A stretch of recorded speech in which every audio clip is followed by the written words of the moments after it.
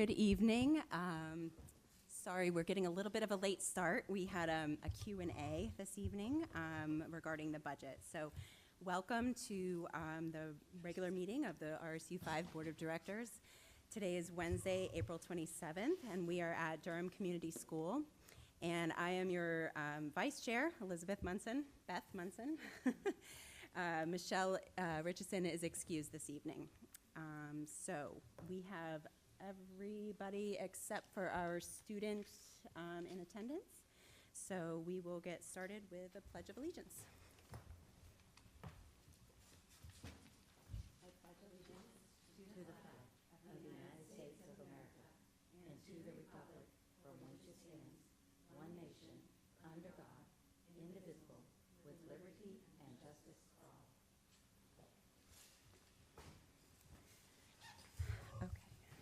Don't have any minutes. Do we have any adjustments to the agenda? Becky? Yes, I want to add a 14C to hire an elementary math strategist.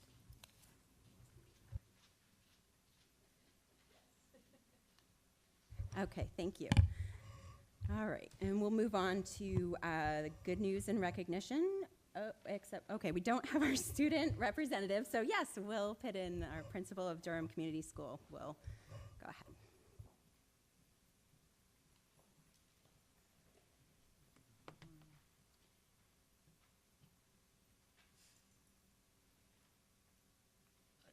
We can pause if there's something other. No, we were just talking about the OM recognition, and Okay. we were concerned if, Okay. yeah, we're good. All right. Okay. Well, good evening, everybody. Welcome to DCS. Nice to have you back here.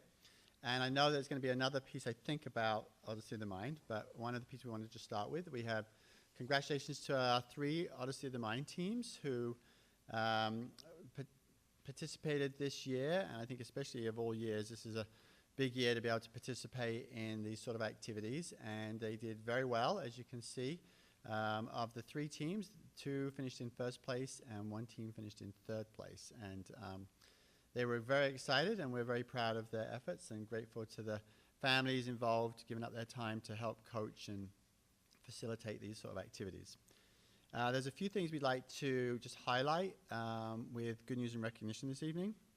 And some of them are going to be up here, so sorry for the having to twist around.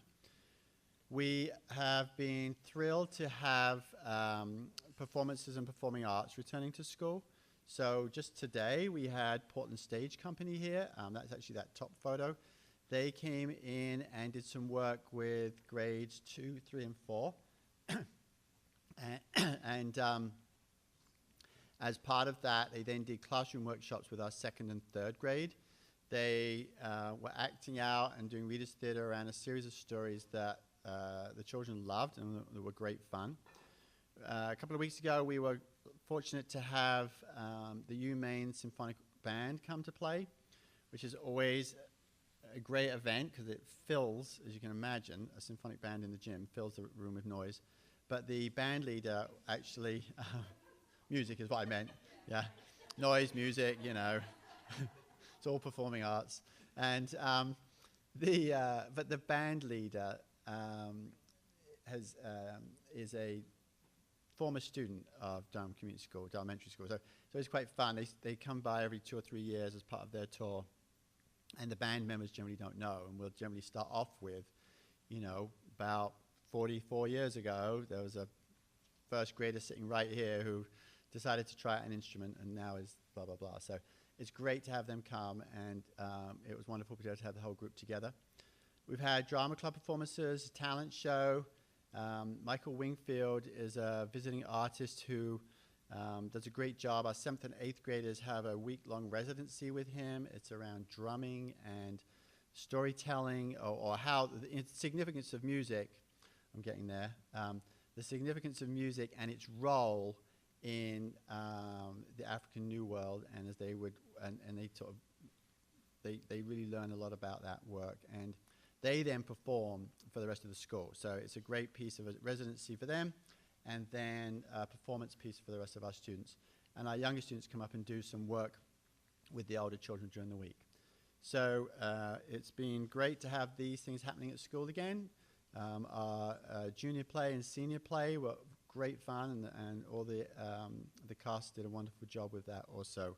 So it's really this period of time since sort of February onwards, it's been just so nice to have performing arts and performances back in children's lives and in our lives. There's a piece we'd like to just share with you about the role that assemblies play here at school, and I'm going to ask our assistant principal, Kelly Rogers, just to share a piece of that with you.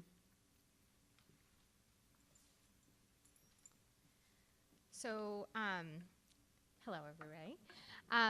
So assemblies are something that we've been really excited to be able to have back in our regular routines here at school, because they are really essential to building community, really establishing culture and expectations and reinforcing our core values. So what you see up there is just an example of a message that students would see when they come into assembly.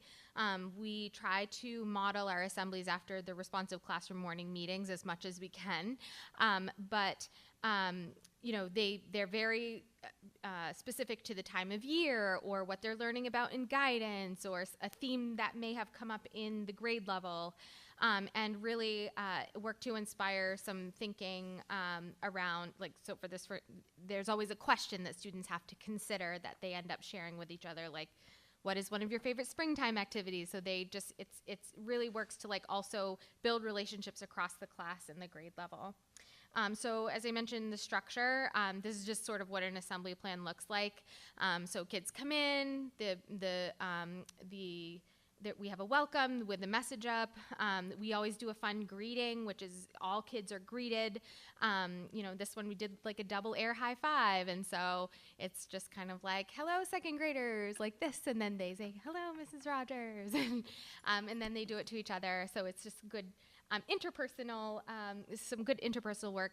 Recognition, our teachers will celebrate kids for, it's really not like for grades type of thing. It's really more about habits and perseverance and things that they're seeing in their work, which is really awesome. So we tell kids, this is really the playbook of being a great student, right? So listen to the reasons that kids are being recognized. This is, you might be doing some of those things. You might recognize that in yourself, but these are things you can try too. And then we always have an activity or movement, which is led by Ms. Trigiani. So oftentimes that's like a few yoga moves that we all participate in, which is fun. And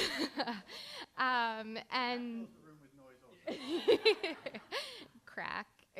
Anyway, and so creak, crack. And then Stripes is our in-house celebrity who makes appearances at our younger assemblies. And you'll see we have Stripes here in our photo.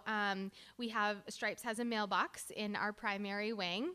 And kids are often writing him letters about, please come to my class, or I love you, you're the best, and drawing him pictures and stuff like that. So we have Stripes responding to some of those letters. And then we engage them in the message, which, as I had mentioned, has some sort of question that students are then responding to and thinking about and connecting with each other. So this is just an example of some of the work we do in the movements. So they'll have some really fun different yoga moves, and Lexi does a really nice job of making them very seasonally thematic. So kids are excited for that. It's a nice way to kind of break up the sit time too. And then, so here's another example of a message. So the question, like, what is one of your favorite springtime activities? Or think of a small problem you've had on the playground and how you solved it. And so it's really great because the teachers listen in, and then we can highlight some of those great strategies that kids have used and shared for solving those problems on the playground. Just another example, like as I had mentioned, seasonally thematic. What do you do to be a great friend to others? So, we have sometimes sometimes it's hard to be a great friend, right? And so it's great for kids to be able to celebrate what they're seeing as a great friend, but then also hearing the other ideas of others. So, and then it's great. You know, there's been some great silver linings of COVID. So one of them being like we made the decision because we had to we used to do 2 grade level assemblies. So 2 grade levels would be together in one assembly. But because of COVID, we had split that up for spacing, and we actually found that it's been really awesome. So we've doubled our amount of assemblies, but it's been so great for each grade level because we can be really specific and integrate, you know, the specific pieces. So that's true also for grades 3 through 8. And so we have an assembly for all of those grade levels once a month. And those are really focused around student growth and achievement, recognizing our heroes with citizenship awards. And then we really work to reinforce what we call the 2 jobs at school that students have. We're always talking to kids about how, you know, you have 2 jobs at school. The first one is to be the best learner you can be, and the second one is to help others be the best learners they can be. And so, you know, there's different things that come up across the year that we might use within as context for that conversation. But then another really powerful piece that has come are student shoutouts. So we always end those assemblies with students giving shoutouts to each other, which is amazing. You know, we have kids saying things like, you know, I would like to give a shout out to so-and-so because when I was alone at recess, they invited me into the game. Or I noticed that so-and-so was having a really hard time with fractions during math class, but they worked really hard and they ended up getting it, that type of stuff. And so it's really powerful, and they can't wait to give each other shout outs. So this is not something that, you know, is sort of like awkward silence. You know, the second we say it's time for shout outs, several hands are in the air. So it's just such a nice way for, you know, kids to be hearing from their peers about the things that they're seeing and recognizing. I think that's it. Thanks, Kelly. Then just one last piece really to highlight. We'll give you more information about this when we come back to sort of goal reflections, which ironically will be probably in the fall. But one of the goals we had this year was around our staff working with a shared text, the power of our words, which is associated with responsive classroom. And as a district, when we host professional development, which last summer we had 2 workshops going in district. One was Introduction to Responsive Classroom, and one was Advanced Responsive Classroom Practices. They're both 4-day institutes. And then the district gets an audit opportunity from the organization as a follow-up for hosting. So other schools have had that opportunity. It was the first chance we had had for that. So a person comes in and they come for the day, and we don't tell teachers where they're going. We tell them they're coming, but they are here from drop-off to pick-up. And so outside in the morning when families and children are coming in, they are in the hallways, lunchroom, recess, and we also had them go into all the classrooms, so not every single classroom, but a grade level. So they were into kindergarten, 1st, 2nd, 3rd, 4th, 5th, 6th, 7th, and 8th, as well as specials. And then from that, they have a tool they use where they're sort of taking their reflections and observations. And the feedback we got was very strong across all those 4 domains, which are effective management, positive community, developmentally responsive, and engaging academics. The school scored at a very high level, but what was really the celebration was the person conducting the audit noted that the level of teacher to student language, teacher to teacher language was at such a high level, very focused around these domains, which is great. It was a great opportunity for us because it's been the work we've been doing throughout the year, and our PLCs focus on it regularly in terms of where are they at, what practices are they using, what areas do we still need to be more consistent with.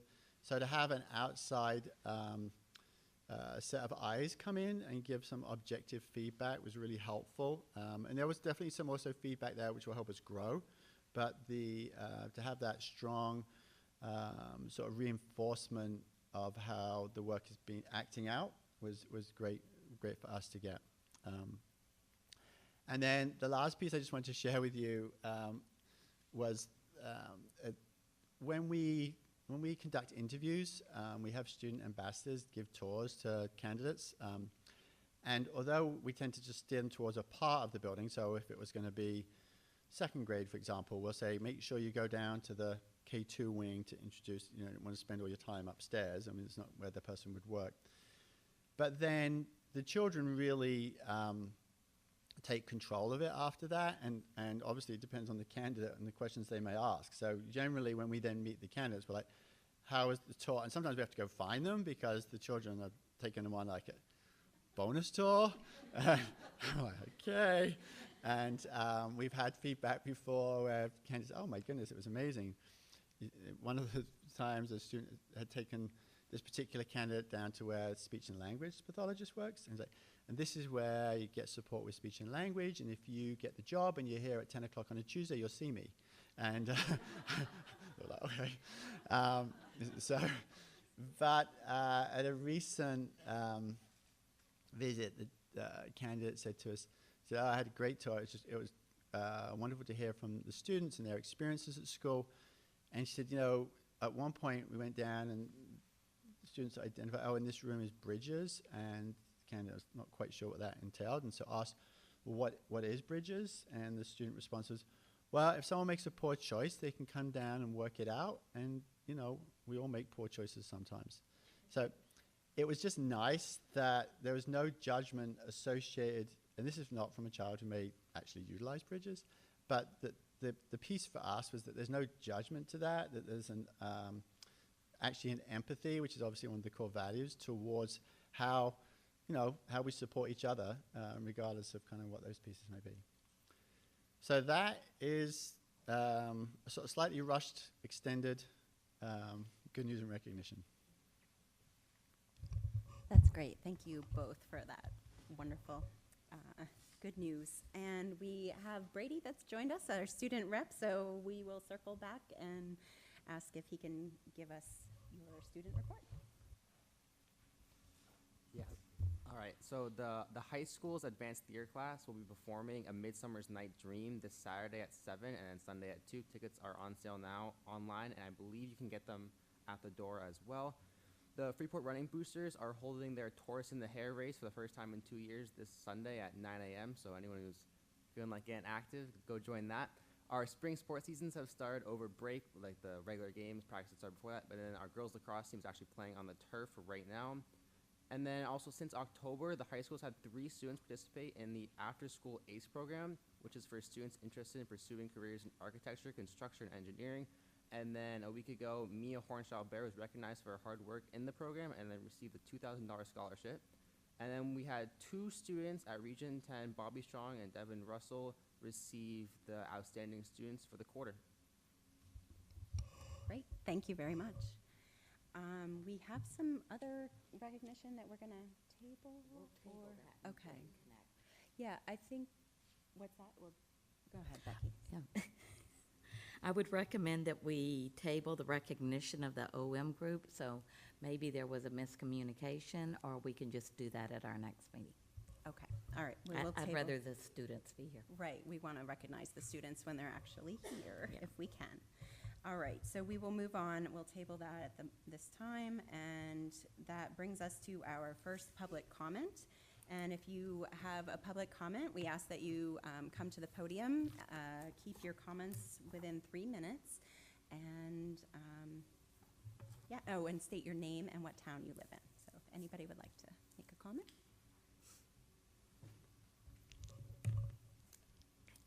Looks like we don't have anyone, so we will move on. All right. And we have reports from the superintendent next. Thank you. I have 3 resignations to report this evening. William Wall, FHS math teacher, also John Torsch, an FHS math teacher, and those will be effective at the end of the year. And then Amy Hawkridge was a food service assistant at Freeport Middle School, and that was effective in April. I'm also happy to report that Principal Gulko and I will be meeting with the student leadership team tomorrow that interviewed the students at Freeport High School on how we could strengthen the culture at the high school there. I've talked to you about this project that's been taking place since the fall. All students at FHS were invited to participate in the interviews. In total, 52 students took part in this process. We feel the process has been very beneficial and hope to continue the partnership with Cortigo in future years. And we will also be identifying next steps tomorrow with the students, and I just can't wait to hear their data and their feedback. The transition with the new superintendent continues. Jean Scarapa and I met over vacation for a few hours, and she plans to come back in May for an additional meeting. We're also working on the presentation that we will be doing at the next board meeting around the social studies curriculum and the equity work that we've been doing in RSU5, and look forward to that presentation to give to you. As a COVID update, they're starting to get shorter and shorter, which I welcome. Currently, as of today, we've had 812 cases of COVID this year. And again, pool testing will be ending on May 13th. The new strategy to mitigate this, the spread is just to test as soon as students or family members are symptomatic, and we are getting a shipment of the at-home test that we will be figuring out how to distribute to our families so that they can test their students before sending them to school. We currently have enrolled 46 newcomers in RSU5 since January. As we built our budget in the fall, I projected the student enrollment to be 2,007 in September. Today we have 2,027 students enrolled. This number exceeds any enrollment number that we've had in my tenure here in the past 6 years. Our newcomers are doing great. Our schools are doing wonderful about helping the students transition into our schools and welcoming them, and they have just been a great addition. All spring sports are underway, so I won't repeat a lot of what Brady said, but I will say that all of our teams have winning records at the moment, and our girls softball team, yay, go girls, are doing especially well this year. They have 3 wins and no losses thus far, and I think this is like one of their better seasons thus far. And Brady also mentioned the Midsummer's Night Dream, and we also had the high school band concert last night. Graduation will be returning to the Merrill. Principal Pidden mentioned how it's just nice to get back some of our previous routines, and so it's just feeling really good throughout the district. And that concludes my superintendent report. All right, thank you, Becky. All right, next we have administrator reports, and that would be Peggy Brown. Hello, everyone. So the end of March completed our 3rd fiscal quarter for the year, and so I'm happy to report that we feel very confident that we'll be fine making our expenditures that we need to make through the end of the year, and so that's a good thing. We have had 2 finance committee meetings on March 30th and April 13th, and the minutes for those are in your packet. And I know that Beth will be reporting on those in just a little bit. So. Great, thank you. Does anybody have any questions for Peggy? Okay, thank you, Peggy.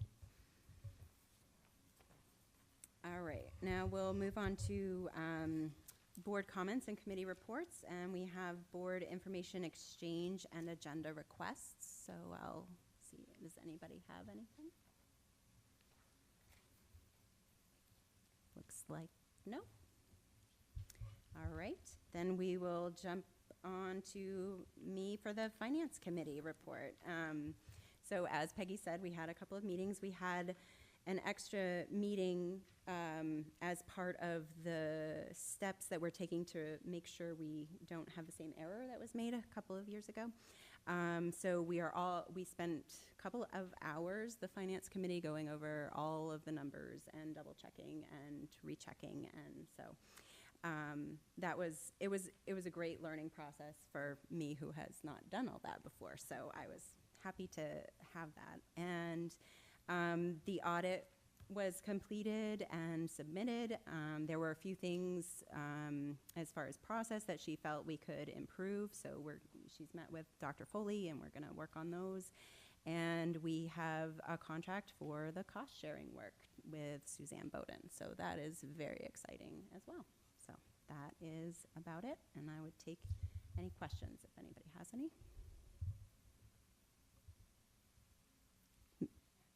Maddie.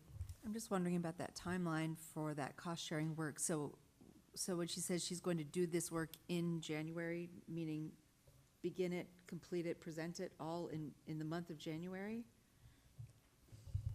I think that's her best estimate. I think on the proposal, I'm trying to remember, I think she needs, I'm going from my memory, was it like 10 hours?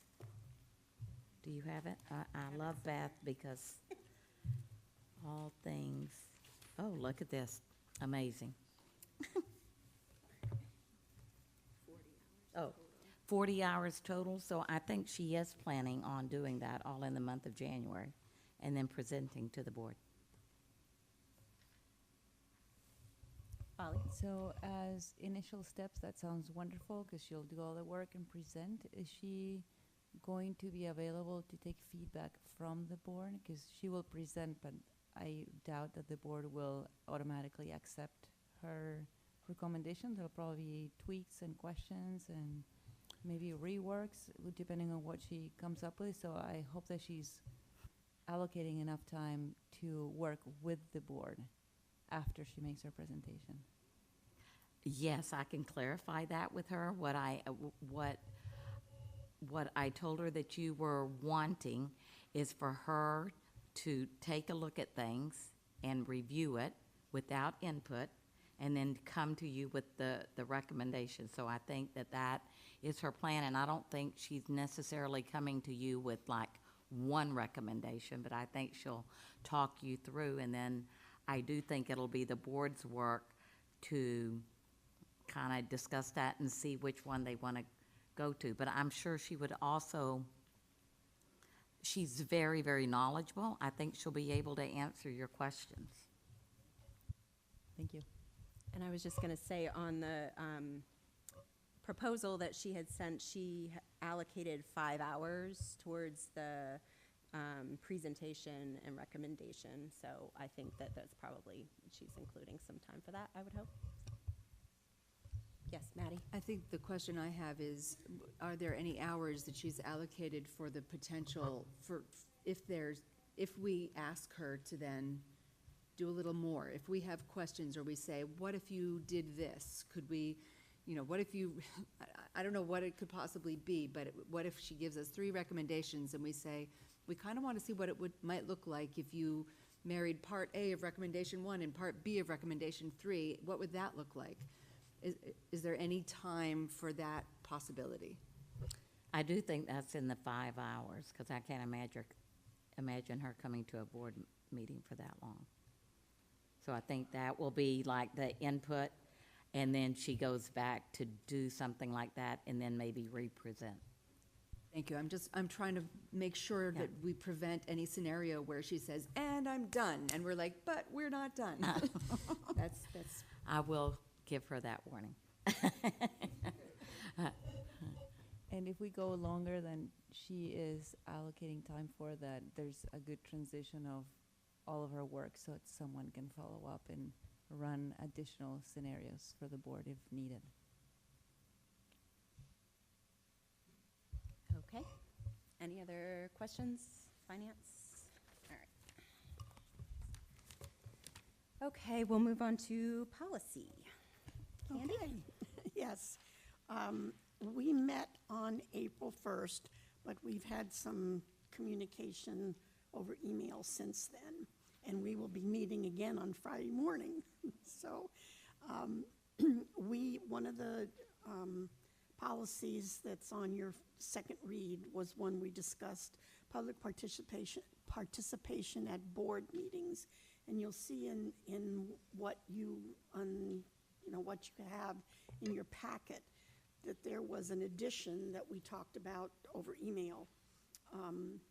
In the event of an emergency or substantial disruption, the chair may declare a recess to restore order, or may declare the meeting adjourned or to be continued to a designated time and place or at the call of the chair. That's been added since the original one that came to you, and we all, the committee all went along with that. And the other first reads, one other comment, or second reads, excuse me, one other comment on your list is the memorials and remembrances. That's up for second read, and just to let you know that the administrators looked at this policy, okay? And then you have three that we looked at for first read: suspension of students, expulsion of students, and non-discrimination, equal opportunity, and affirmative action. So they're all there for first read. Great, thank you very much. So it looks like Cynthia is on cue, and coming up, we are going to move into our policy review here. So thank you, Cynthia. Okay, good evening. Do you want to do a motion first, or we can do it either way? I would be happy to do a Okay. motion. Okay. Could I have consideration and approval of second read of the following policies: GBGB, workplace bullying; BEDH, public participation at board of directors meetings; FFA, at memorials and remembrances. Susanna, Maddie, thank you. Thank you. Could we take the memorials and remembrances separately? Separately? Okay. Would Yep. that be? All right, I so- would make a motion that we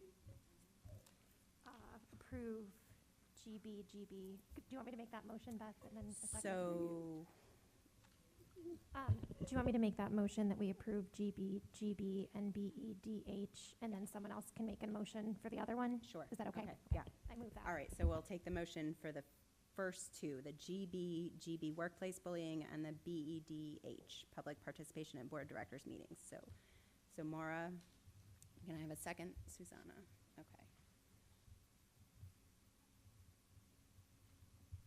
Just for Okay. clarification, so you're doing GBGB, BEDH, Mara, and Susanna, and then are you counting the original one? Did you take the original one Yeah, back? we're gonna take out, and we're gonna separate Okay. the FFA, memorials and remembrances, and do a separate motion. Okay, very good, thank you. Okay, so the first one we're going to talk about, well, there's not really much to add to, from the first read. We didn't make any changes on the workplace bullying. That is a required policy by law. BEDH, I will just say that we did first read back at the end of September. If you remember, if you were at the board retreat, Melissa Huey had talked about a couple of policies that we needed to update based in some law changes, and this was one of those policies. And the big change there at that time was that, if you remember our former policy, well, it's in here, you could, public comment was really tied to what was on the agenda, and we needed to make sure that our policy reflects that it can be anything that has to do with school business other than personnel matters. So that was why we brought it to the committee in the first place. And then I think Candy just made a reference to L, which is on the second page. In the event of an emergency or substantial disruption, the chair may declare a recess to restore order, or may declare the meeting adjourned, or to be continued to a designated time and place at the call of the chair. So those are the changes that were made. The reason it didn't come back a little earlier is because it was tied to, if you remember, BED. That was that new policy around remote participation. And I couldn't put this one first. We couldn't proceed with this one because we had to make sure we ironed out what our remote participation was going to look like. And so BED, the remote participation was approved in December. And then, of course, we had a lot of additional policies that we brought forward. So I just wanted to explain that's why it's taken to this point. And that's all I have to report on those 2 policies. Maddie? Sorry, so I missed the last policy committee meeting. This is just a dumb question, but wasn't GB ACAF before? Oh, okay, so that's a great question. It was in the fall, but we didn't bring it as, when we brought it for first read, it was GB. They used 2 interchangeable policies, but they're going with GB. Some districts you might see ACAF, but it really fits more under GB because those are more related to staff. More. Yes. The new paragraph that's highlighted, Yes, in L. can you just add some commas in there? So we need some commas. Okay. Yes, Just- we can do that. It's quite the sentence. Yes, Thanks. yes, we'll take care of that. Surprised Candy didn't catch that. She'll fill me in later. This is how they send them to us a lot of the time, the new script, and so they're not always grammarians, so we should pick it up. So we Any have the vote. other comments, questions? No? All right, then we'll have a vote. All of those in favor? Thank you. None opposed? Okay, so FFA, the Okay, memor- should I have a motion for that first? oh, I thought we did. Okay, sorry, Oh, is no, that we the- don't. Thank you. Go ahead. Oh, so we're gonna just use Susanna and Maddie for that motion? Is that because I already did the motion? Is that? Should probably rescind that and do a new motion, I just to think be so. totally on the Okay. up and up. I forget who seconded it. Susanna and then Maddie, so Are Susanna. you okay rescinding? So for the first time we did the motion, I personally seconded. Okay. Yeah. So But then but then Maura created a new motion. right, we just need to rescind that first motion. Rescind our Yes, I do. She does. You Okay. rescind it. Okay, thank you. Very good. I'll So make the new now one. I will, consideration and approval of the second read of the following policy, FFA, Memorials and Remembrances. Susanna and Maddie. Thank you. Okay, just 1 second. All right, very good. So the changes that were made from the time we met prior were page 1. We all had agreed that page 1 was fine at the board meeting. So on page 2 at the top, we changed that language in the first bullet. We reworded it. We had said a memorial scholarship, and we changed it. We kind of restructured that sentence and made it general scholarship. In the second bullet, there was a reference to the high school, and we removed that FHS reference because we used that as an example, and we took that out. And then on the not allowable, the fourth bullet down, we removed some language in there, and if you want me to tell you what it used to say, it used to have the school unit will not install permanent memorials such as trees, nor will any items be accepted by the district from outside persons. That's the piece that we took out at your request in memory of an individual or event. So I just want you to know that those bulleted items were all taken care of. And then that last board request was to speak with the principals about the concept of a space for memorializing at each school, which we did. And there was no support for that. And then, basically the principals, if they feel something is really in the best interest of students, they'll support it. And we have Will here today too if you want any input from any of that discussion. So that's where the conversation landed. Great, thank you. You're welcome. Jen? I just have a question about, and I'm not sure if it was the same last time, where it says contributions in memory of members of the school community may be made to a general scholarship fund established by the school unit. So will there be any, if a contribution is made in memory, how will that be identified? And when you say that there's a general scholarship fund established by the school unit, so how will that work, I guess? Becky, go ahead. It's too bad Jen's not here tonight because I think there are scholarship funds that we give out every year that are in memory. So if a family wanted to establish a scholarship fund, we have several at the high school, and then those are given out. Okay, so At I'm the- familiar with those. So Yes, is that what yeah, you're saying? Is that that is what that we're saying, and then we do have, you know, the new scholarship fund,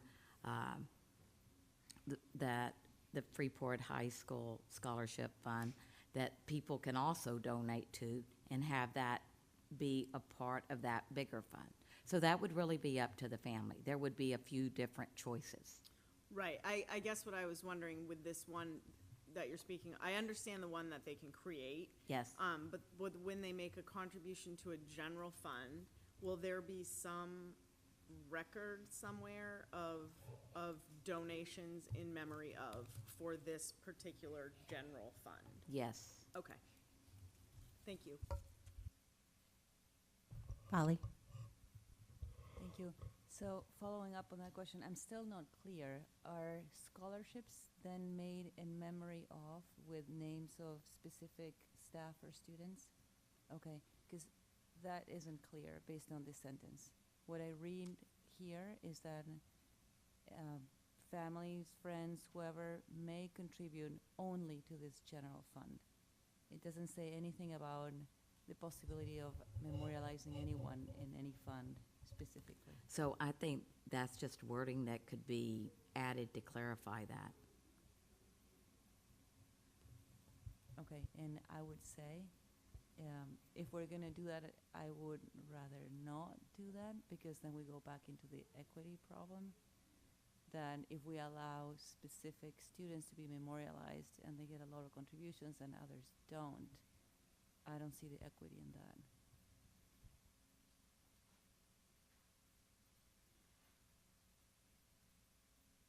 Jen?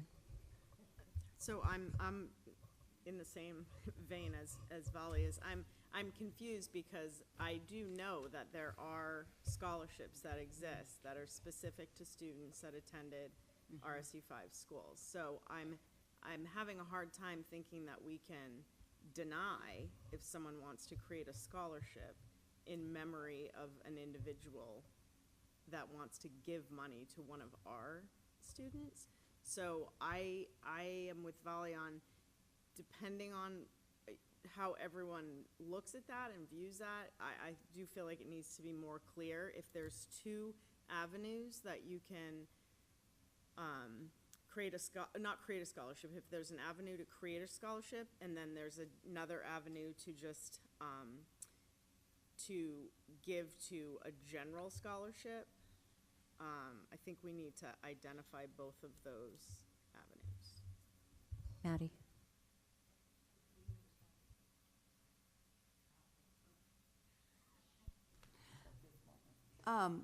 So I'm not recalling, in my memory may be fuzzy, but I don't believe at the policy committee we talked about named scholarships.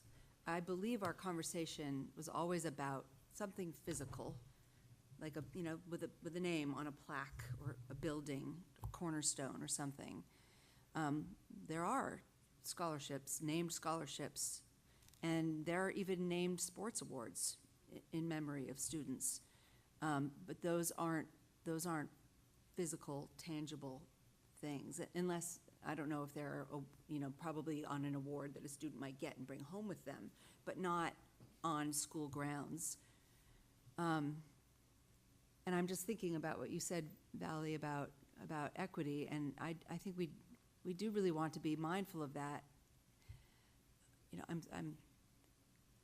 What I'm thinking is that, if there is a group of people who want to fundraise for a scholarship that's not a physical place, I don't think I see the harm in that. But I might be missing something, and I know that Becky's done more research on this, Colin has done some as well, so if I'm missing something, please inform me.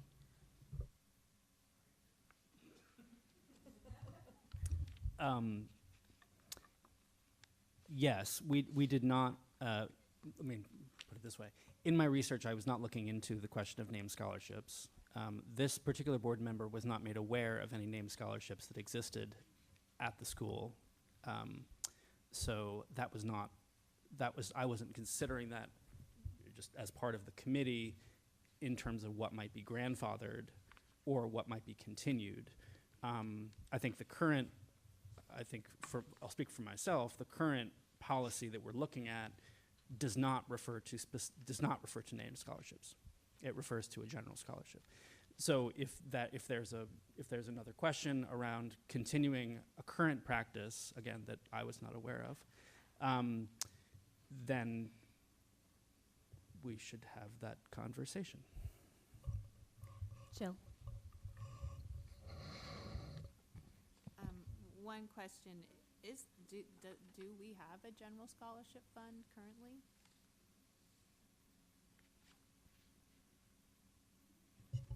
I'm not sure I know that as far as just an FHS fund where when people donate, it just all goes into that one. I'm not sure. I can check into that. I guess for me, my experience with working with scholarships, like if you're doing a scholarship in memory, it's usually that group raises the funds, and then they may send the application to our school to solicit applicants, and then either the school or that group will decide who is awarded it. So I almost think like that bullet should be stricken unless we actually have a fund that our district is giving out scholarships. Any scholarship, because it just kind of, it's unclear what this is, the intent of this is. Because I don't think we're in the business of taking in money when people are grieving. I think we've been pretty open to when someone has wanted to give money in memory of something with somebody's estate. It might not be a student. It may be somebody who previously went to Freeport High School and has died, and the family has established a fund for, someone who is, that this person had a love of the arts, and now this is in memory of that person who might not have been a student, but probably was a previous student. They had to have some kind of connection to FHS. The thing that comes to mind in the moment about a general fund, I know that each class establishes funds for their senior week, and a lot of time classes have funds left over, and I know that there is something in a policy or procedure that said if those funds are not expended after so many years, that it goes into a general scholarship fund. So I know we must have at least one general scholarship fund, but I know that we give out a lot of scholarships, and I think probably some of the board members can speak to this better than I can because you've attended those ceremonies, but I think it goes quite long, and I think a lot of those scholarships are in memory of someone. Jen? I would agree with Jill then. I think that bullet where we're talking about anything related to a scholarship should be removed. And I don't know if we have a policy on scholarships or anything. But I think that the next bullet that talks about contributions such as money, plant, service may be made to existing gardens, like that, I feel like that covers that piece. And if anyone wanted to give money, that would be looked at in a different area rather than this. Because what Maddie said makes perfect sense. This policy is to really talk about sort of, tangible things, not that money's not tangible, but you know what I mean, things that say. So I think that I don't think we need that in there referring to scholarships, because I think if someone wanted to give money for a scholarship, they're looking in a different direction than a memorial. I don't think so. I guess I want the board to be really clear for the next person about can new scholarships be established in memory of a teacher, a staff, a student, a former student? I'm not sure what I'm hearing here, Jim. So I'm saying if we're not going to specifically say you can do a scholarship with the person's name, or you can contribute to a general scholarship fund in their memory, if we're not going to identify those two specific ways that they can give money, I don't want to put it in. And if we're going to put it in, I want it to say, because if I'm a parent or something, I want to know, hey, I can do a scholarship with my, child's name on it. And I want that to be very clear. And then I guess we do get into the equity piece, but if you're offering the same opportunity for giving, and it goes to a general scholarship or a specific scholarship, I'm fine with that. I mean, you could put to be equitable, you could give a $50 scholarship, so I do feel like we're not saying like only scholarships of $1,000 or more are going to be accepted. You can give a $50 scholarship. So I think if we put in there that you can create a scholarship with in memory of a person with their name, then we need to be specific about that. Maddie? Yeah, it's weird having it be in the allowable thing, because I doubt in any of the cases I'm thinking of, and now that we're talking about it, there are several, we're not managing those funds. Those are family members, other organizations that are managing the funds. Even the big scholarship group, I think they have endowments that are named within their funding, but we don't manage that. We accept it and allow for them to be given in memory of somebody in a ceremony that happens on school grounds. So it seems weird to put that in the allowable, but I do think we should reword it and include it so that people know it's an option. Yeah. Maybe we say something like, contributions in the form of a scholarship, managed by you. Somehow we say that elegantly, are welcome and appreciated. I just wanted to jump in for a second and ask, so with the scholarship, we're saying it's okay to name the individual, right? And so that, in a way, maybe would help if somebody really wants to, make a name, say the name and have people hear it, and I think, to me, having money, that's given out to kids that need it, that's like the epitome of equity almost, in a way. Like, so, it doesn't seem like we're just, standing at a stone memorial or something that doesn't actually do anything beyond exist in that place. So, anyway. Folly.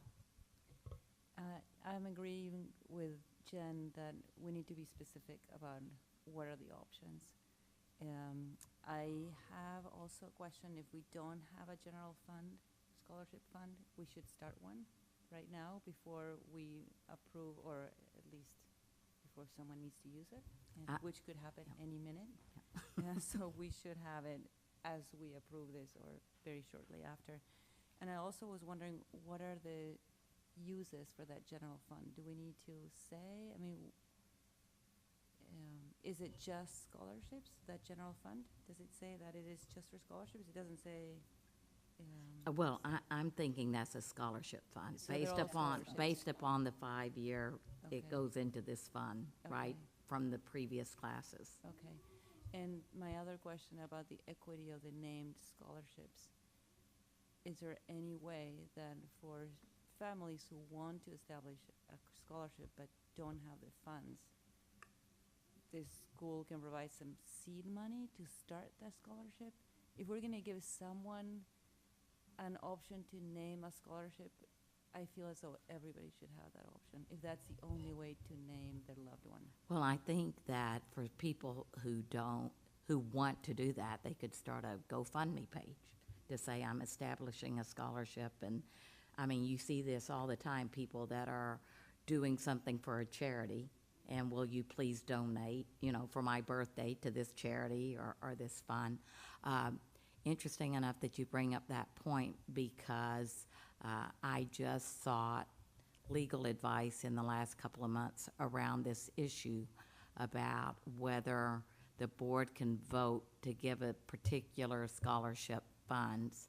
And the advice was that we should really stay away from that because we are using taxpayer money for pre-K to 12 education, and that shouldn't be, it doesn't extend past that, was the advice of our legal team. Susan? Oh, sorry. Sorry.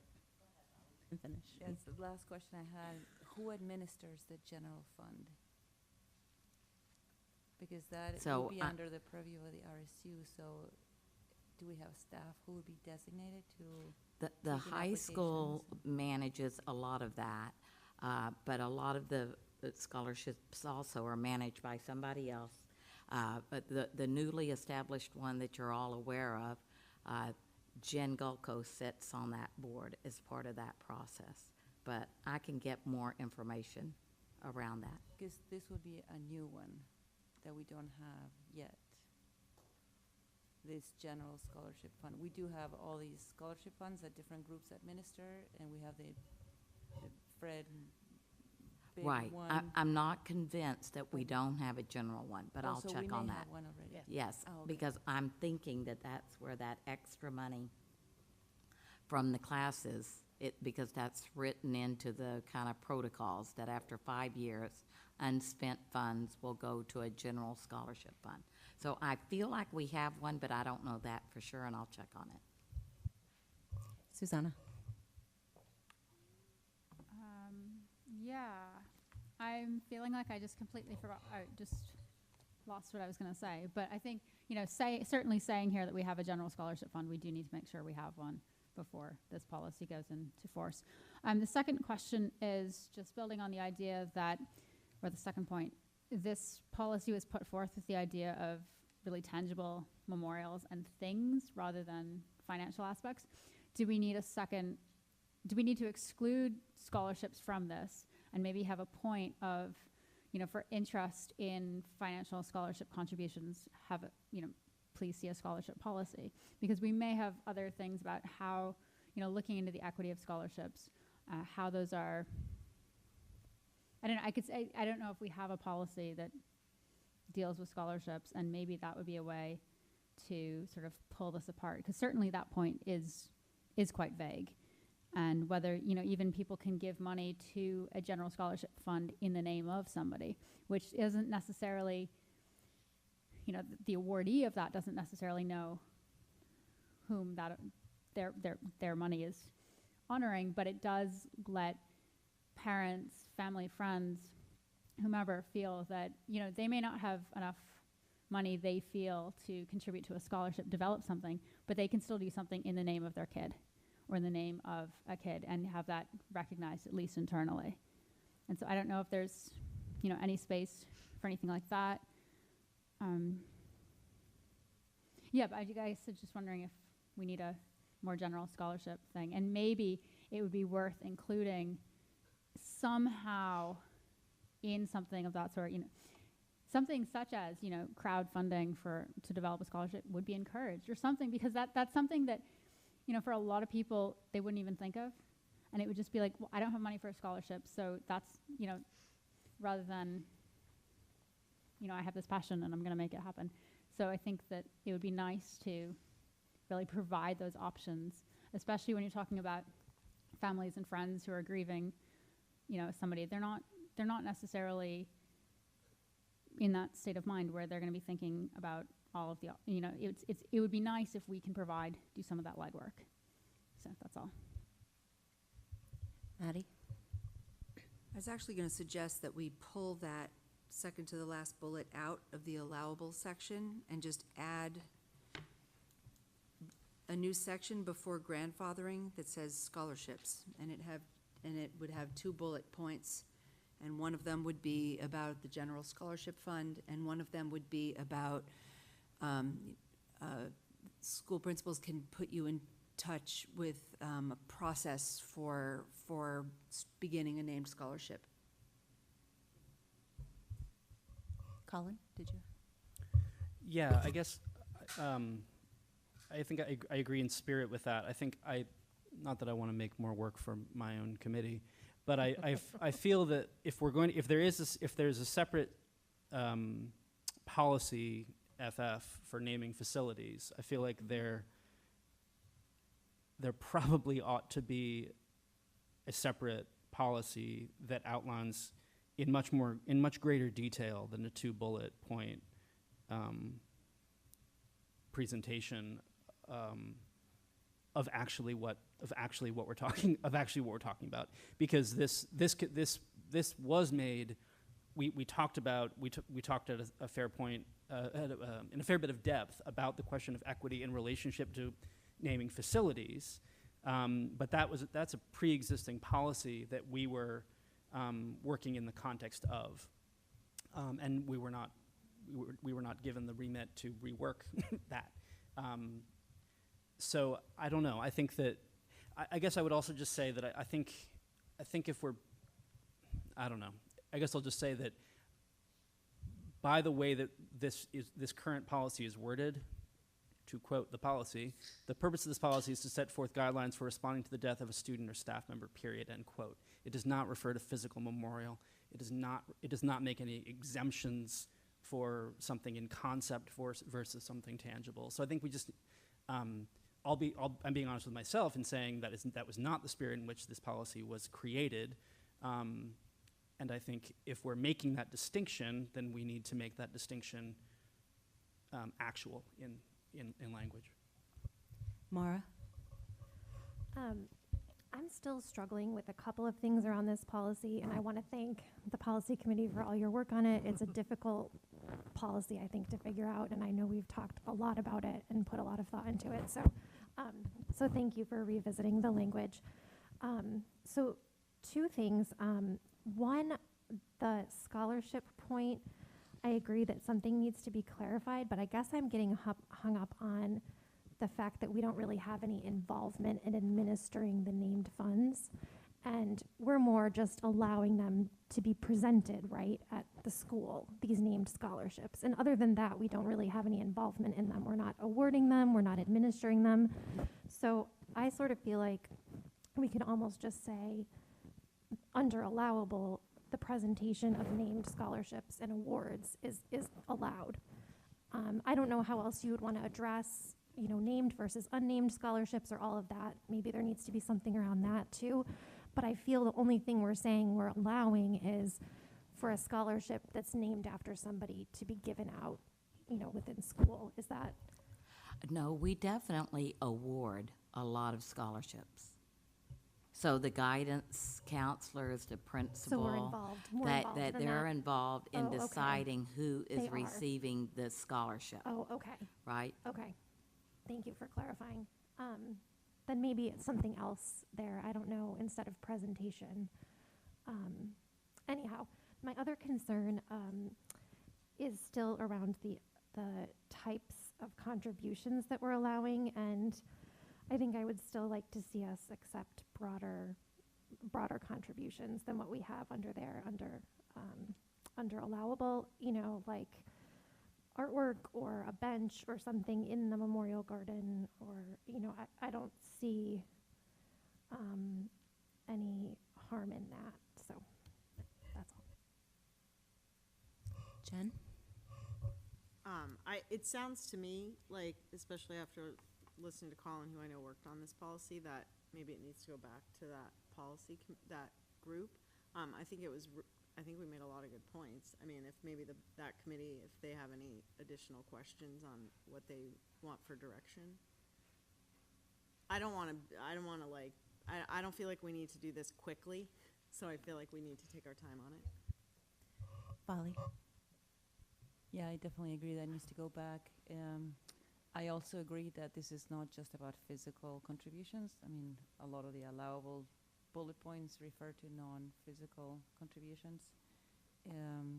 I do like the idea of having more detail about the scholarships in a different policy. So name briefly the 2 ways that they can do, that they can contribute to scholarships, and then have reference go to this other policy for greater detail. In addition to that, under the not allowable, I have questions about the third bullet point and the last bullet point. They seem to be very ambiguous to me. So when I read school property should not serve as the primary venue for memorializing a student or staff member, I think we can eliminate that bullet because it doesn't really say that this is not allowed. Doesn't say that it's not, it doesn't say what is not allowed. It just says that it should not serve as a primary. And I don't know what primary means. If a student already has a memorial elsewhere, then would the one in the school grounds be a secondary one, so it would be allowed? It's very confusing.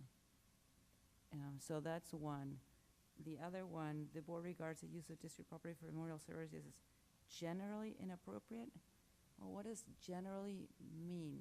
Do we allow it or do we not allow it? I mean, we just say we allow it or not. I don't think we should make statements about how we feel about things that we may or may not agree with.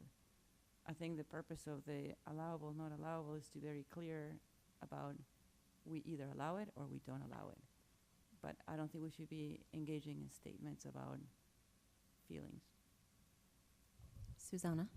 Yeah, I kind of second volley on that, and I'm just wondering whether we can strike the third one about not being a primary venue, because again, that's vague.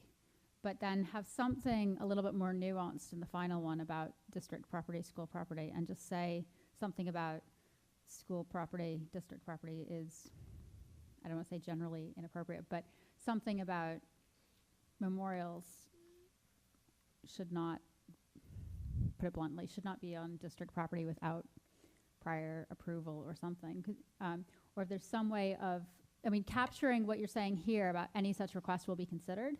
And there may be cases in which requests would be approved, but I feel that that would could subsume the third point, and get rid of that generally inappropriate. I'm just not quite sure if we can make that a little bit more nuanced to capture those, if we need to, cases, because those may come up without getting into that generally or primary questions. Holly?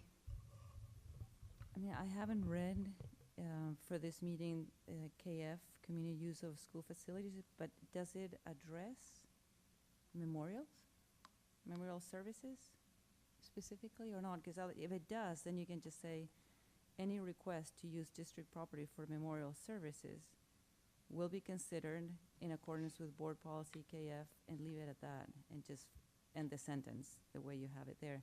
But basically just remove the first sentence and add, instead of such request to use district property for memorial. And so you just send it directly to the other policy that's already written.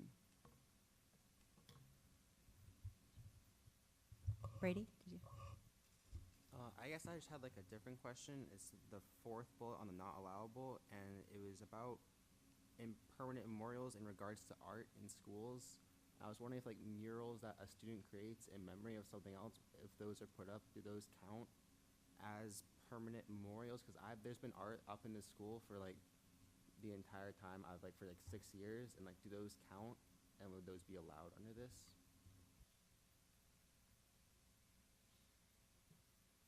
I think any mural that is put up has to be considered temporary. Now, it may last for 6 years, it may last for 20, but to think that we're going to paint a mural and as it becomes, needing painting, that we're not going to do that. And I think that overall, I would discourage that. And I just use my experience when I was a principal at North Yarmouth Memorial School. It wasn't even in memory of a student, but an artist painted the murals, and it was like they were not looking great, but there was such emotion tied to them that it became this whole thing about, oh, you can't paint over that. So I would not be encouraging murals in memory of a student. Jill? I just want to say, I think, I think developing this policy this year is important, but it's extremely difficult. and I feel like we need to revisit it. So I appreciate everything that was said here. The scholarship piece, I don't think as a board, unless there's a need for it, I don't think we should be putting parameters on scholarships, because I think we should be grateful when anybody wants to organize and take the care to do something like that, whether it's in memorial somebody or because they want to see more electricians in the area. I don't think that's something we needed to do to write a policy about. I think that's something we just say, thank you. And then if the schools are finding they have, because sometimes you can't have a ceremony that's going to last forever because everybody wants to recognize their scholarships. If you need scholarship management, I don't think that's a policy either. I think that's just a procedural thing. So I'm not in favor of spending time doing that, but I am in favor. I would be willing to come back and talk about this again because I think this is important. Laura? I just wanted to ask if the policy committee could consider, I know in the past we've allowed facilities to be used for like a game, for example. So just when you're looking at this, keep that in mind. Would we continue to allow that? I would be in favor of continuing to allow it, but that's just another instance.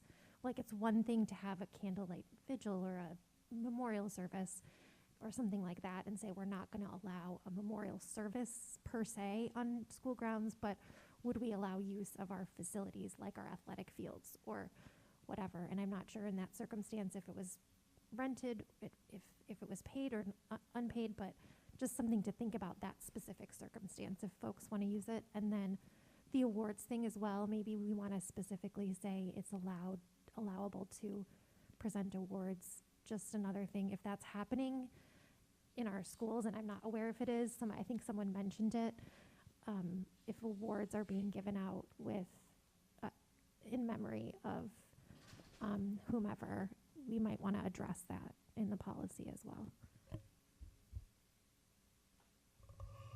Okay, so do we have anything else anybody wants to add, or we can wrap it up? Okay, Colin, go ahead. Well, I don't have any. I guess what I have to add is a lack of clarity Yeah.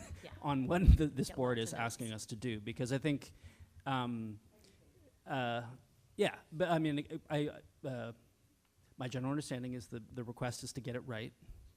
I appreciate that. That's Candy's job. I think what I'm trying to, I think when we were putting this particular policy together, which as I look at it now, I see all of the bits and pieces of it that are not sufficient. But I do think we were trying to flow from first principles and trying to flow from consistency. And I think that where it gets tricky in terms of some of the asks, in terms of even the game request, for example, is that I think I'm not sure how to handle sort of exemptions, right? Sort of like and how to determine what is exempted and what isn't. I know we already have put some frameworks in here in terms of what is allowable and what isn't.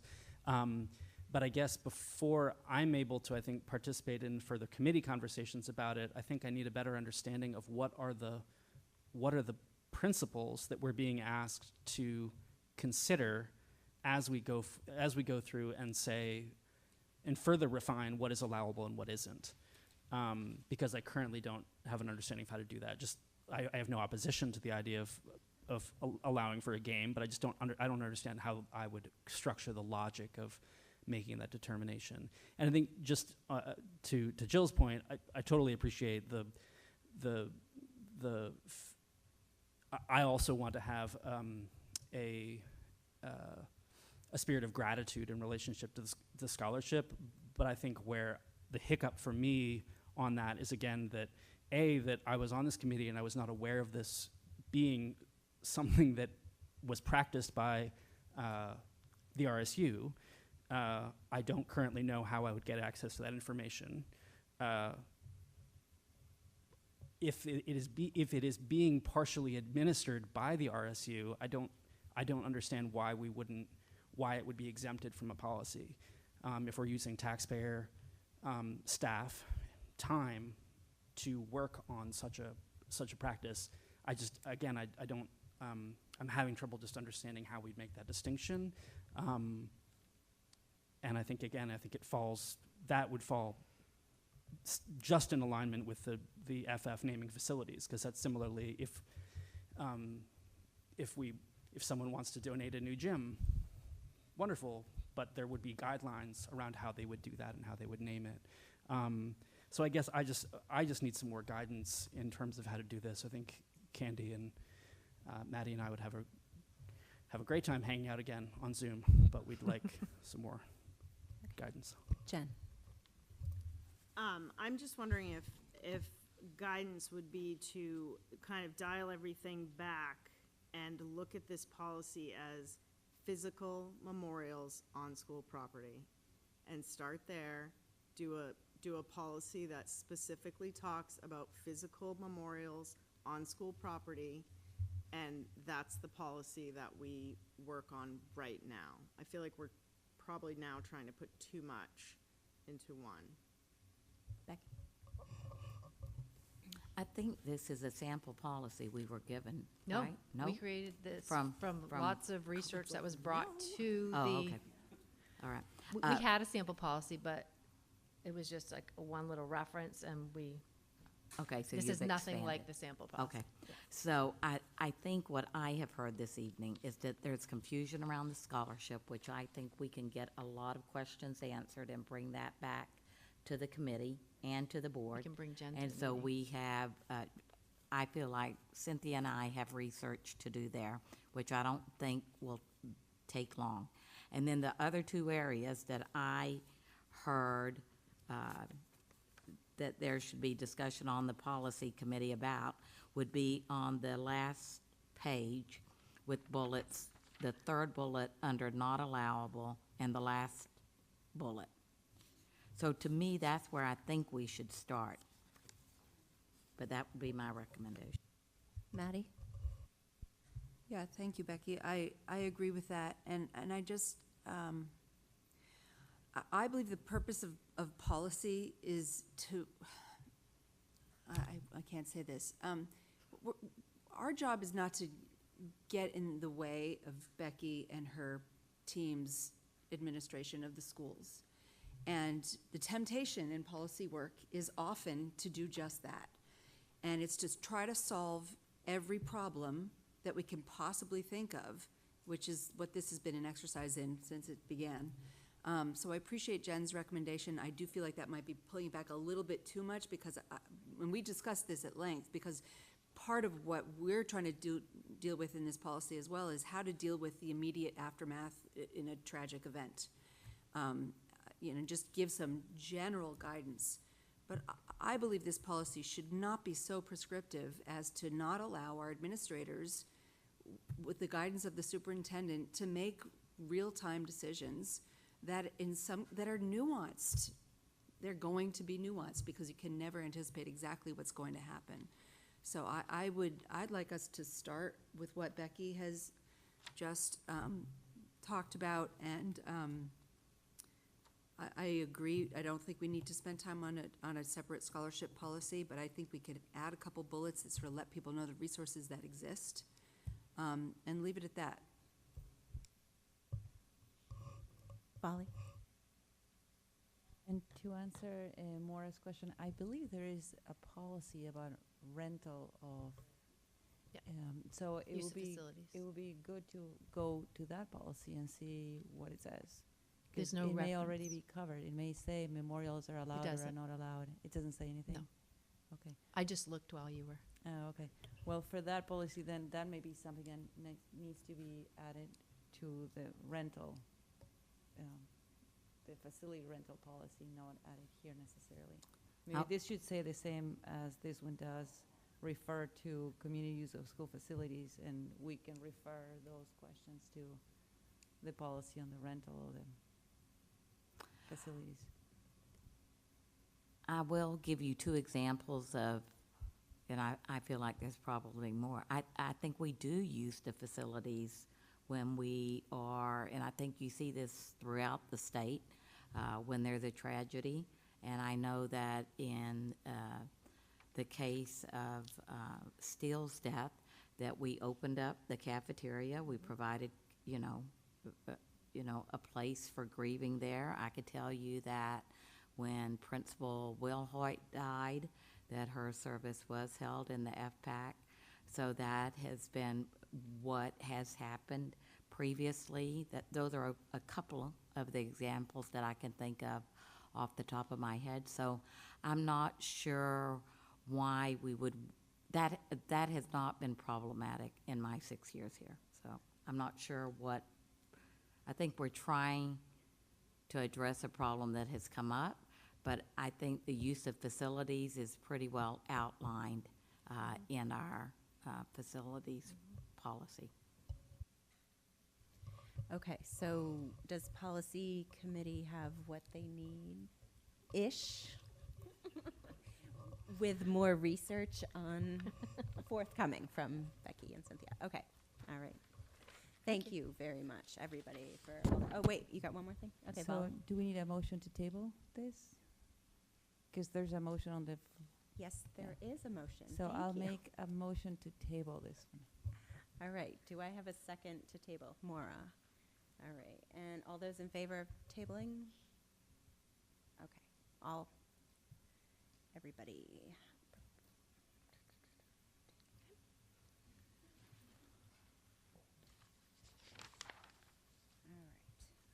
All right. Okay, so we will move on. I'm sorry, what? Yep, I'm getting there. So we're going to move on to the first reads. So I will take a consideration and approval of first read of the following policies: JKD, suspension of students; JKE, expulsion of students; and AC, non-discrimination / equal opportunity and affirmative action. Bali and Maura. Thank you. Okay, so the first, I'll take suspension of students and expulsion of students kind of in tandem.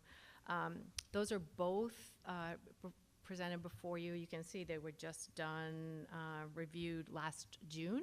The reason they're coming back to you is because of a law change.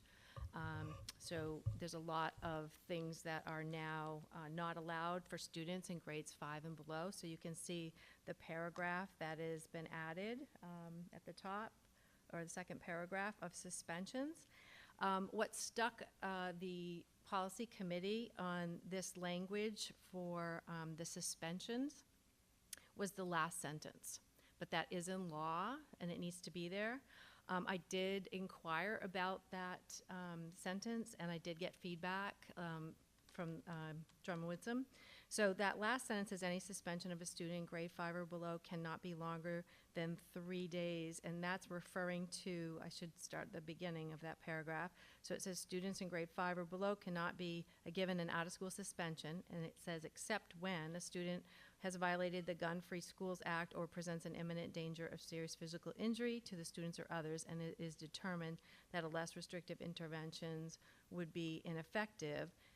And if that is the case, they're only allowed 3 days. And so the conversation was around if they brought a gun to school, then they're back in 3 days. And so I thought it was a great ask. And so I did talk with Kathleen. They're having lots of conversations around this too, and they're hoping that it'll go back to legislation when they realize that this is kind of doesn't make sense. But she offered 2 options that you could do even though the policy is written in this way. You could give notice to the intent to expel and move to expel within the 3-day time frame. For an that's one example. And then you could also have the students do an in-school suspension for 7 or less days where you have the SRO with that person the entire time. So there's a couple of options, and I thought it was worth bringing to you so that I didn't know if this triggered you when you read that last sentence as well. If you go to the expulsion one, it feels a little bit better. It has the same in the second and third paragraph. They cannot be expelled except for violations of gun-free schools. And then the student has a discretion under Maine law to provide an alternative to expulsion on a case-by-case basis. Because something might be, there's always that case where it may not be applicable. And then on the next page, the board, where it's underlined, the board has adopted guidelines, JKE, that outline the procedure for conducting an expulsion. We do have those in place. They are current, they are up to date. So I just thought I'd mention that to you. It's just that it wasn't written in here before. So any questions on those two? Okay, and the last one, AC, again, this is a policy that's going to come back to you again next year, I'm sure. These are those Title IX policies, but they said we do need to change the wording in this one paragraph, adding familial status, and it's only in that second paragraph. I know you're going to ask this, so I'm going to let you know why it's not in the next paragraph down with the students. It's because that paragraph refers to school employees, and it's a labor law. And so it only applies to the employees, that familial status. So that's why the change is in this one. But it will come back again with other changes. Great, thank you. Anybody have any questions? All right, then I will take a vote. All those in favor? Unopposed? Thank you.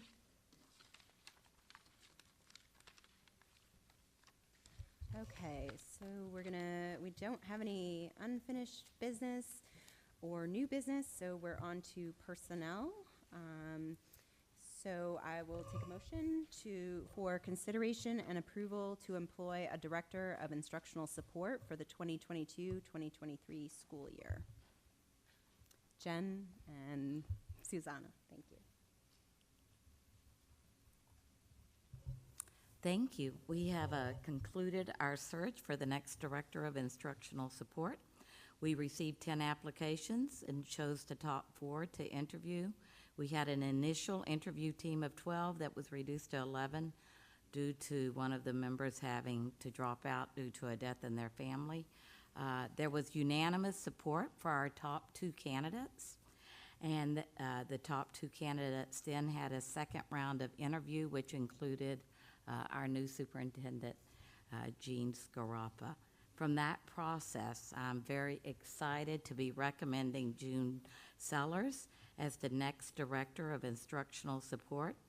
She most recently received her doctorate in curriculum and instruction with a specialization in special ed leadership and administration from the University of Central Florida.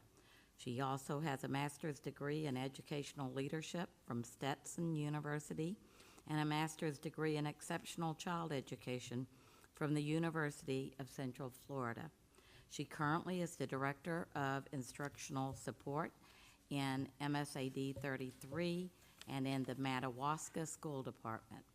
Her references note, Dr. Sellers is a leader who consistently demonstrates both commitment and competency for cultivating an inclusive culture as demonstrated by her tireless advocacy for the equitable education for all children. She is the next generation of leaders that is desperately needed in special education, and she is well positioned to make a change in our field for students with a range of disabilities. Dr. Sellers' professional goal is to improve the educational outcomes of students with disabilities and other students experiencing gaps in achievement, while relentlessly working toward continuous improvement, innovation, and excellence in RSU5. I am very excited to be recommending Dr. Sellers to you. Great. Yep. Susanna? Thank you, Becky. Just wondering, because I know this was a position that there was a little bit more of a committee formed for this. And I know I've heard from a few people in the community just I don't want to say questioning the processes and process wasn't right, questioning it, but just wanting to know a little bit more about that process. Obviously, this is a position that affects many families within the community. And I think there are maybe 2 community members, parents, guardians who were included in that, which is obviously a small, very small subsection of that school community. And I'm just wondering whether you can speak a little bit to, I obviously don't know how many people applied to be on that, but I know some people who applied who were not chosen. And just wondering, what,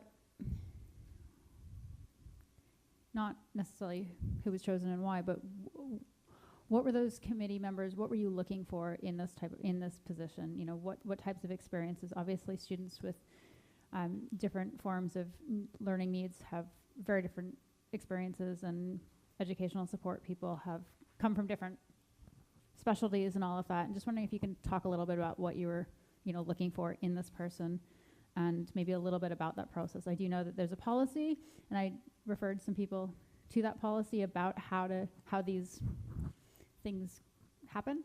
But I'm just wondering if you can speak a little bit to that. Thank you. Thank you. I don't think this is unlike any of our processes that we go through when hiring people, that you're wanting an interview team that comes with differing perspectives, right? So you don't just want representation from one group. And so we're always kind of looking for that wide representation. And I think more so when it's an administrator that's having to serve many stakeholders, right? And so the board member that served was Candy. And, we thought she was very well suited for that because she's a former director of instructional support. So I think you're always looking for people who have, experience, right?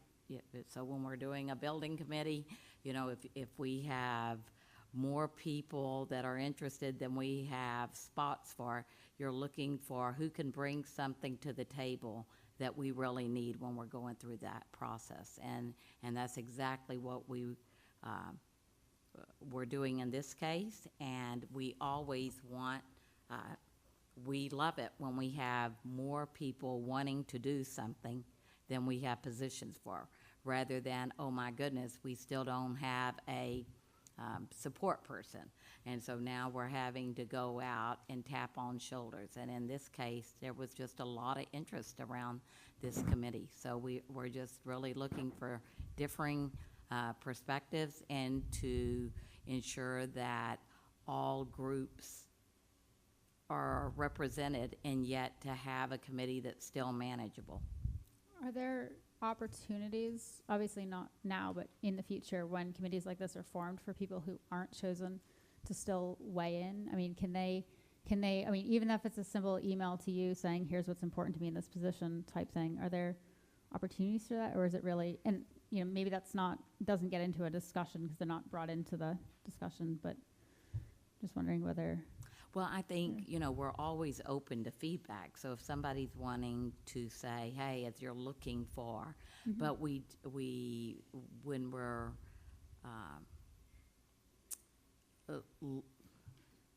there's always opportunities for feedback, but we do not have a process currently where before we're interviewing for a teacher, we're saying, hey, parents, what do you think you want in your next teacher? Yeah. But, I mean, if someone's wanting to weigh in about this is what we think is important, I think for all of us who have served on a lot of committees, and many of you have served on the recent superintendent search, I think that the cream always rises to the top, I guess is what I'm going to say, right? And so I'm trying to think of, we're always open for feedback, but I'm also wondering, I don't know what somebody might say, and then all of us, one of the pieces of the process that I'm thinking of that we did, that Cynthia led us in, is that we talked about what are the qualities that are needed in this position. And so we did a whole section of brainstorming on that. And I guess I'm having a hard time imagining what one person might send in an email that wouldn't have made it on that list that we were looking for. So I guess that's kind of what I'm grappling with. We're always open for feedback, but we are not, we're hiring a lot of people. This is hiring season, and we don't have a process where we're putting out to all stakeholders, hey, what do you want in our next third grade teacher, or what do you want in our next director of instructional support? Yeah, thank you. And thank you just for your comment a moment ago about, that brainstorming session you had, because I think that was also, at least a concern from two people from whom I heard about, what you were looking at and sort of a little bit about that process, and not just sort of creating that committee process, but, what's right for one person in theory could be not right for somebody else. And so, the idea of having a brainstorming session where it's like, what do we need from all of these different positions? And going from there, I think is really, really insightful. So I don't know whether there's anything else that you can share that, in that vein, Yeah. that you did in sort of creating this profile of the person that you want, whether, Yes. if there's something else you can share about that, that would be wonderful. Thank you. Well, I think we shared, we did a big brainstorm around that, and then every committee member was given that list, so that when they were reviewing the 10 applicants, they had that. And that was their kind of standard for what that was the lens they were looking for. And I will tell you that when we came back together for the next meeting, that went, I think because people had that, it went pretty quickly. And so there's a system of, who wants to put a name out there for either, yes, we definitely want to interview them, or no, we don't. And I will tell you that there was no one who was advocating for, Becky Foley to be interviewed, and the committee said no. So it was, they were given an opportunity, and there were 11 people around the table with very different perspectives and lenses that they were looking through. And the 4 people that we all interviewed, there wasn't any of the 6 that were remaining that weren't given an interview that somebody was advocating for. I think that's really good to hear. And it's also really nice just knowing that the person chosen, Dr. Sellers, was a unanimous decision, or the near unanimous. Yes, after the first interview, there was discussion, and everyone had the same top 2 candidates. Yeah. And then in the second interview, it was a unanimous decision of that smaller group. Yeah. So thank you. Maddie? I have a couple of things I wanted to say. The thing I was going to say first, but now I kind of want to just weigh in just briefly, just from my past experience in human resources. I do think that people often imagine the very worst when it comes to hiring, regardless of where it is. People imagine that cronyism is at play, and favoritism, and that things aren't fair. But in most well-run organizations, there are many processes in place that ensure that that doesn't happen. And one of the things that we have in place in the school district is this committee. And then, when we hired the superintendent, we actually had a consultant who worked with us around competencies and choosing the appropriate questions, et cetera. But that always happens to one degree or another in every hiring of any, whether it's a teacher or a principal, or there's always some form of that where there's discussion and there's the review of the job description, and that's tied to the questions that are asked, and then you ensure that they're asked fairly, and that every candidate has the same opportunity. So I just, for anyone out there listening who may be worried about this kind of thing, I've been participating in interviews with this district since before I sat on this board, and they've always been run really, really well. And I'll say the first time I got involved was because I had fears that maybe things were not happening the way that they should. And I had some expertise in this, so I wanted to weigh in, and I was pleasantly surprised. And it's only gotten better since Becky arrived. So I wanted to say that. But the other thing I wanted to say was just that I really look forward to meeting Dr. Sellers. These are huge shoes to fill. Especially they'll be coming in with a new superintendent, and this is something this board and this district cares a lot about. But I'm just so excited. I was not on this committee, so I have no idea who this person is except for what you just read about her. I'm really excited, and I wanted to say something because I want to thank everybody who did participate in that committee, because that is an example of the cream rising to the top. People who care about this, and so they raise their hand and they get involved, and that's huge. I'm really grateful. Yeah, and I'll just clarify that I don't think, certainly what I was saying, I mean, it's not necessarily, it's not questioning the process as in, is this person the correct person? It's more just, obviously this is something that, as you mentioned, the town and the board and the district really cares about.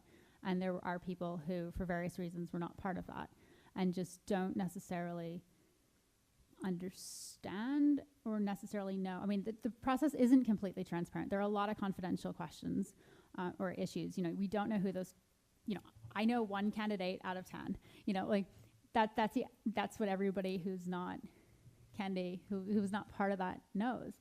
And so I think just for a lot of people, knowing a little bit about how those decisions are made is really important. And that's not necessarily the same as questioning that person. So I just want to clarify that, I don't think anything was coming with negative intent, but just, this is a person that's going to affect a lot of people's lives and, can do so very positively.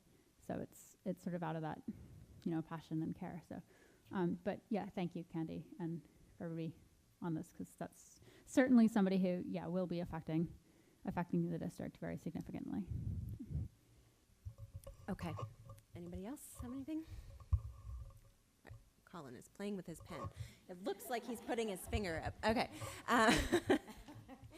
So if we're all set, we will take a vote. All those in favor? Great. None opposed.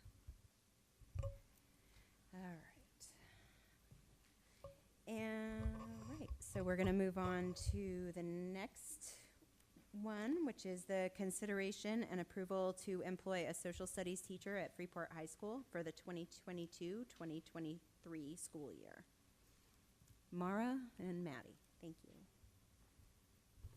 So I'm happy to recommend Luke Potter as the social studies teacher at Freeport High School. He graduated from Bowdoin College with a degree in political science and is currently finishing his master's from USM. He currently teaches in MSAD 75. I was so impressed when I was interviewing him on his second interview with the importance he places on developing strong relationships with his students. One of his references remarked, "That's Luke. He gets teenagers. He can joke with them while also holding them accountable. He can push them in their thinking even while demonstrating an open mind and a listening ear. Students want to work with Mr. Potter. We will be devastated if Luke leaves Mount Ararat, as our students will lose a passionate and skilled educator." And so we are so excited to be having Luke join RSU5. All right. Any questions, comments? Jen? So Susanna just said the same thing I was thinking. Like, I think Luke should buy a lottery ticket, because being one out of 45 candidates, and I think that speaks a lot about Luke, obviously, but it also speaks a lot about our district and that people want to come here. So I think that has to be noted. We all have this in front of us, but that has to be noted for everyone out there. Yes. Maddie? I'm super chatty today, sorry. I just, also big shoes to fill. So, I mean, and the way you describe Mr. Potter, it sounds like an apt fulfillment for Hank, who we will dearly miss. Okay. Anything else? All right. We'll take a vote. All those in favor? Great. None opposed. Thank you. Okay. Then, yep, I'm getting there. Okay, so we have a 14C, and I will take a motion for the consideration and approval to employ an elementary math strategist for the 2022-2023 school year. Jen and Susanna, thank you. So I'm also thrilled to recommend Kate Parkin as the elementary math strategist. She graduated from USM with a CAS degree in curriculum. She was most recently employed in Yarmouth as a fourth grade teacher. This year she's finishing up her degree, and if she wasn't being employed by us, she'd be returning to Yarmouth Elementary School. And one of her references remarked, her work is a testament of how she is not afraid to dig into heavy topics and work with an open mind to help make Yarmouth Elementary School a better place to learn, grow, and educate. She is an extraordinary leader, teacher, and role model. And we're very excited to be filling this position that we have, that has remained open this year, and we are just so impressed with where we think Kate will be taking our work with our math curriculum at the elementary school. So we're very excited to be having her join RSU5 also. Great, thank you. Do we have any questions, comments? No? Okay. All those in favor? None opposed? All right. Okay, so welcome to our new people. Yes, thank you. All right, so we're back to our second public comment, and I think that we don't have anyone that's going to speak. Colin? I think it'd be only fair to offer Jules and Vern an opportunity to participate. They've been here being quite patient with us doing this business. So thank you, Jules and Vern. That's my public comment.